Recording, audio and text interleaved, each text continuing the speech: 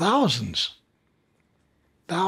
not just a few, thousands of people have joined the Navy here in the United States. They joined the Space Navy. They signed up for a 20-year tour.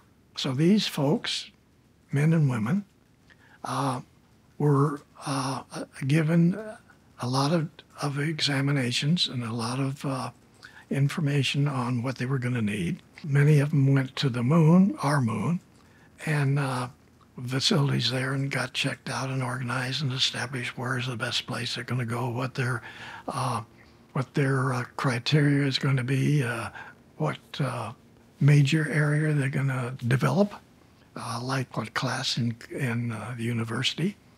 And then they get sent to a Mars facility for a short time.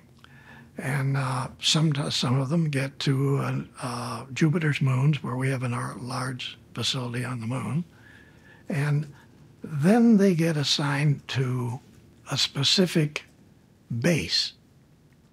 And they work for a short time on the base before they're assigned a naval cruiser or a naval attack vehicle, or even a naval spacecraft carrier, which are 1, 2, and 4 kilometer long class.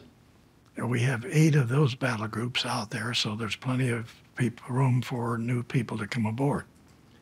And so they do their tour then, most of it on the spacecraft carriers or the supporting ships. And some of them are supply ships, not as much fun, but they needed to be. We need people on them too. So at the end of the 20 years, they have an option for another 20 years. They could go for another 20 years. Or they have the option to come back to Earth, where they were born and where they entered the Navy, and then they make this decision they want to come back. So they age regress. They're now 20 years older than when they joined the Space Navy, okay? And so they take several weeks or several months, and they reverse their age back to 21 when they joined the Navy. They finished their Navy 20-year tour, and they make the selection to go back to United States. Now remember, during that 20 years, they had no contact with their family or with anybody back on Earth. That's a prerequisite, okay?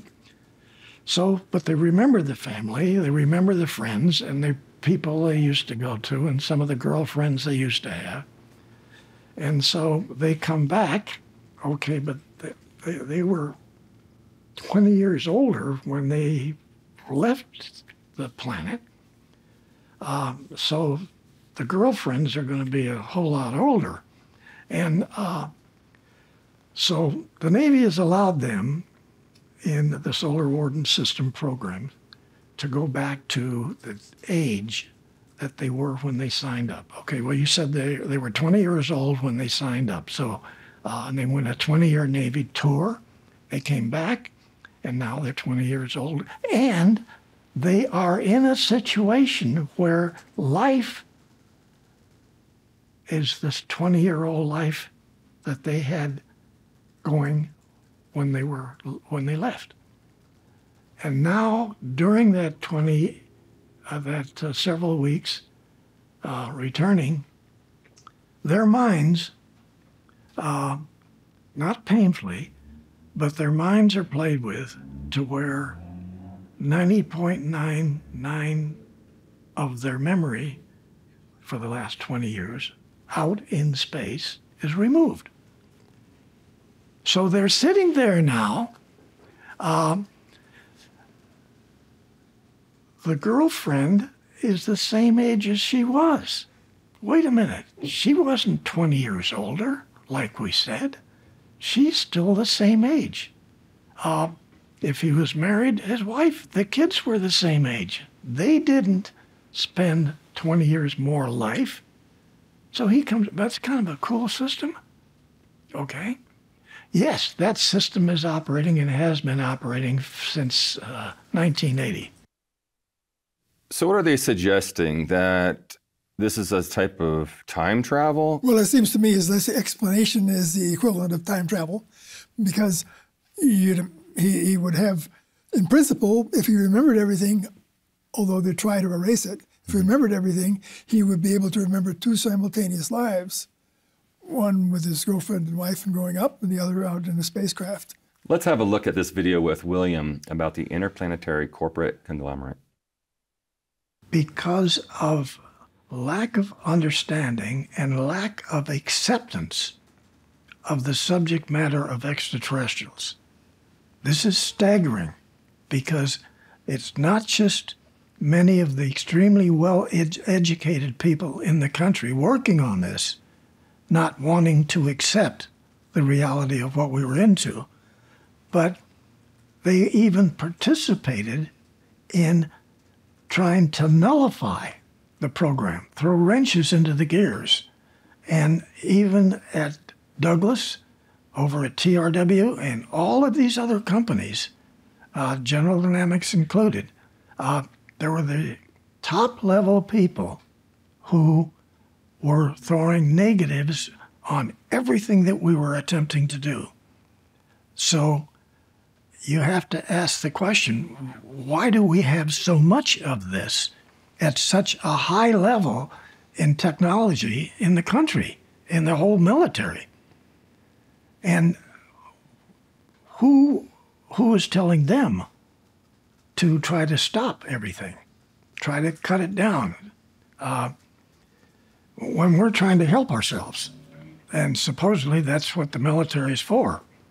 But the corporations, at the same time they were doing the military mission programs, they were doing other programs which could possibly allow them to nullify the space programs of the military, like Solar Warden.